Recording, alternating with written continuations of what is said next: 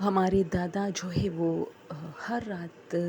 تہجد کے لیے اٹھتا تھا رات کے 3 بجے. یہ ٹائم ہوتا ہے دوستو تہجد کا نماز جو ہے وہ لوگ اس ٹائم پہ پڑھتے ہیں.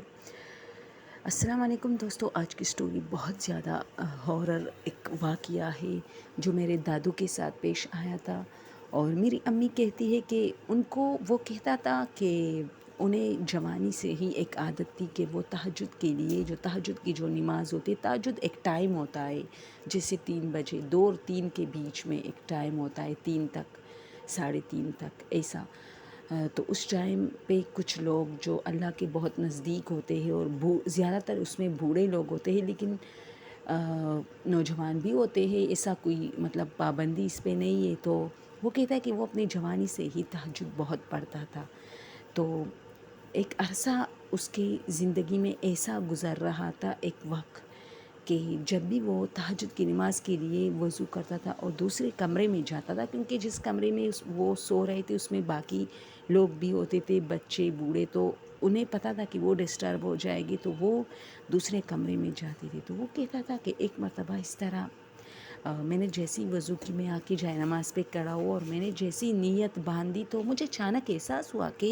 میں ڈائریکٹلی آیا اور یہاں ایک جائے نماز جو کہ بچھا ہوا پڑا تھا اس پہ میں نے نماز شروع کی. تو عموماً یہ ہوتا ہے ہمارے گھروں میں کہ جائے نماز کو فولڈ کر کے ایک جگہ پر، ایک صاف ستھری جگہ پر رکھ دیتے ہیں، یا کسی چیز کے اوپر،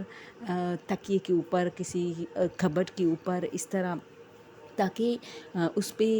بچے جو ہے نا وہ اپنے گندے گندے پاؤں سے نہ بھاگے اس طرح. تو ان کے گھر میں بھی یہی ماحول تھا کہ جائے نماز کو زمین پر اسی طرح بچھائے ہوئے نہیں چھوڑا جاتا تھا، بلکہ اس کو کسی فولڈ کر کے کسی جگہ پہ رکھ دیا جاتا تھا. تو وہ حیران تھا، لیکن وہ نماز پڑھ رہا تھا کہ چلو اب نماز میں اس کے دل میں یہ تھا کہ کسی نے نماز پڑھی ہوگی رات کو اور اس کو چھوڑا ہوگا.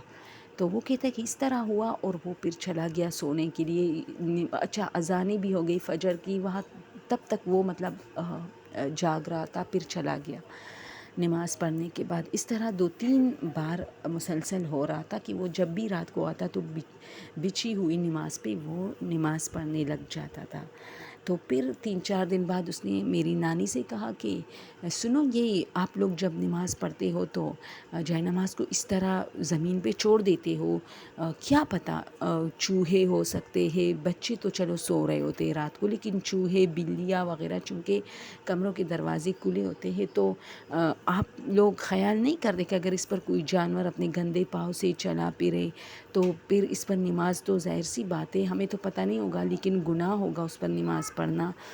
تو اس کی جو میری نانی تھی وہ کہتی ہے کہ میں نے کہا کہ سوری، میں اپنے نانا کی بات کر رہی ہوں، ٹھیک ہے، میں نے پہلے دادو کہا تھا تو مجھے ان چیزوں میں بہت مسٹیک ہوتی ہے. تو میری نانی نے ان سے کہا کہ نہیں، ہم تو نہیں بچھا کے چھوڑتے، لیکن آج چلو جو بھی بعد میں سب سے لاسٹ میں نماز پڑھتا ہے میں اس کو بتاؤں گی کہ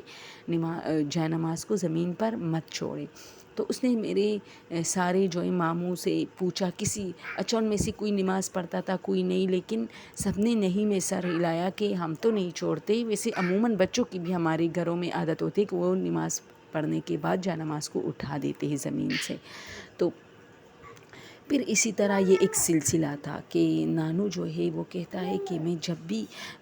وضو کرنے کے بعد آتا تھا تو میرے لیے جائے نماز بچھی ہوئی مجھے ملتی تھی، اور ایک مرتبہ میں نہیں آ رہا تھا تو